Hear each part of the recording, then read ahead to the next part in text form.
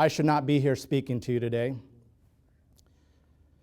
But in 1976, my father, with only a third grade education, illegally crossed the border into the United States from a small village in Mexico. He married my mother with an epileptic woman with a sixth grade education. They would divorce when I was 5 years old. My mother would quickly remarry, and the summer that I would turn 13, my stepfather would become a convicted felon. Later that summer, as we were loading the U-Haul truck, I'll never forget the sound of a car speeding down the street, sound of gunshots, and seeing a man lying dead in the street. I just witnessed a drive-by shooting, and that was not uncommon in my neighborhood. 1 week later, in our new house, a knock at the door. Would your son like to join our Boy Scout troop? And that's when I met Scoutmaster Dave Cordero. He worked with me throughout the year, and the highlight for every scout is the opportunity to go to summer camp. The fee was just over $200. I worked as hard as I could and got to about $80. So I'd resigned myself to not being able to go. But a week before camp, Scoutmaster Dave came to me and said, "You are going to camp." First night of camp, they set us down at the tables and we write a letter home to Mom. That way she'll get it by Wednesday or Thursday of that week.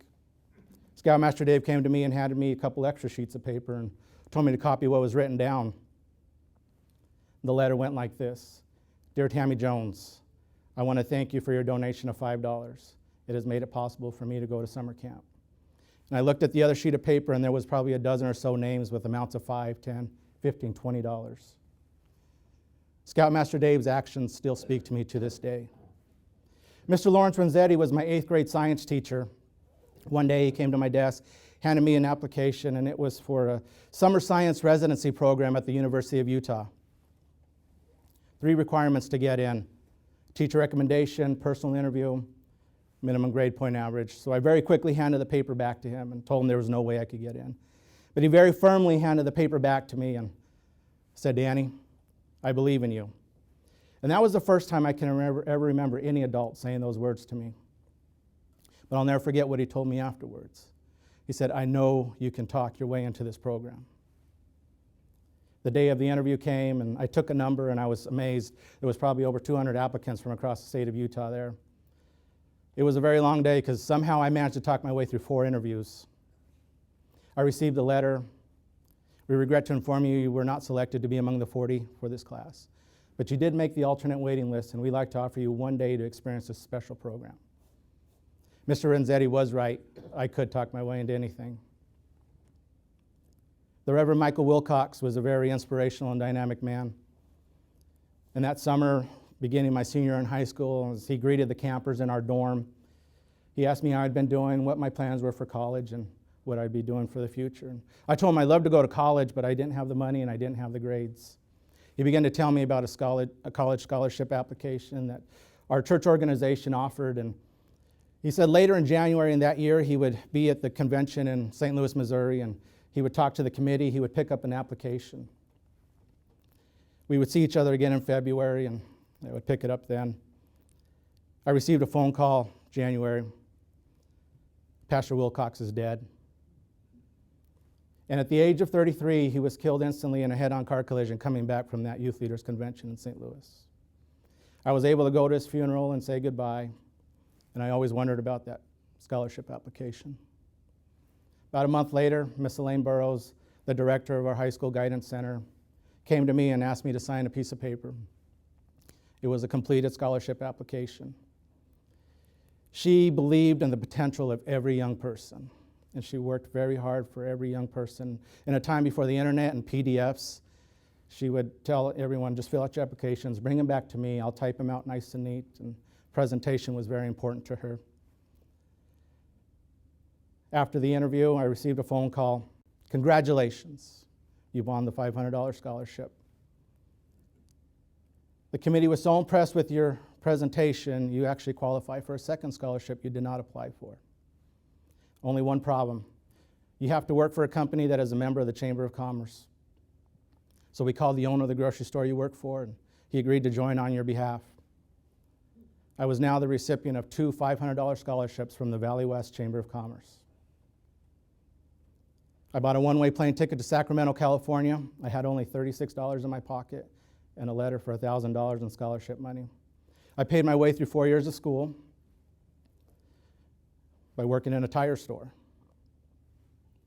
Been very successful in the industry.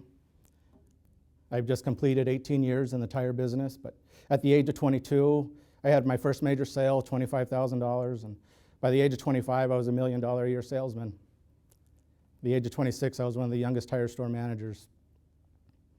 But for all that success, for over a decade, I was never a volunteer, never did any community service, and I was never involved in my community. Until a few years ago, my sons having been involved in Boy Scouts for a few years, I had fought the urge to become involved, everything I could. But I had to step in and became the Cub Master. I was invited to go to an adult training workshop, a 6-day program, and they asked us 2 questions. What would your legacy be, and how would your obituary be written? And we've all heard these statements before. We've been through these seminars. This time it was different. And a thought kept running through my mind, and I've heard this before, and maybe you have. And I could envision my obituary being written, he raised a family, he earned a living, and then he died. And I knew things had to change. I've been in Rochester now 1 year. And coming to Rochester, I was going to do 3 things. I was going to become involved with Boy Scouts like I'd never been before.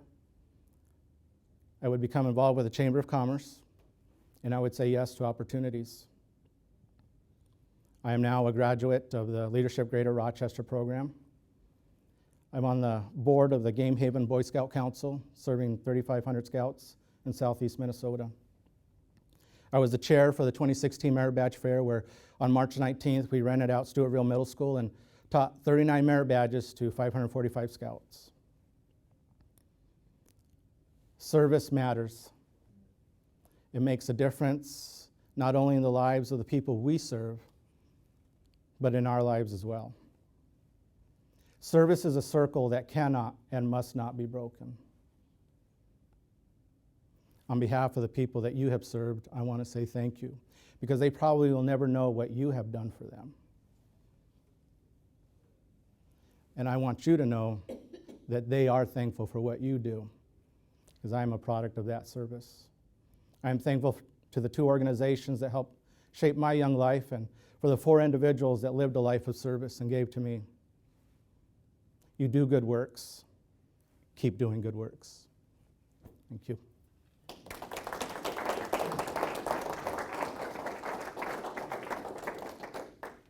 Thank you, Danny, very much for your message and for sharing your story.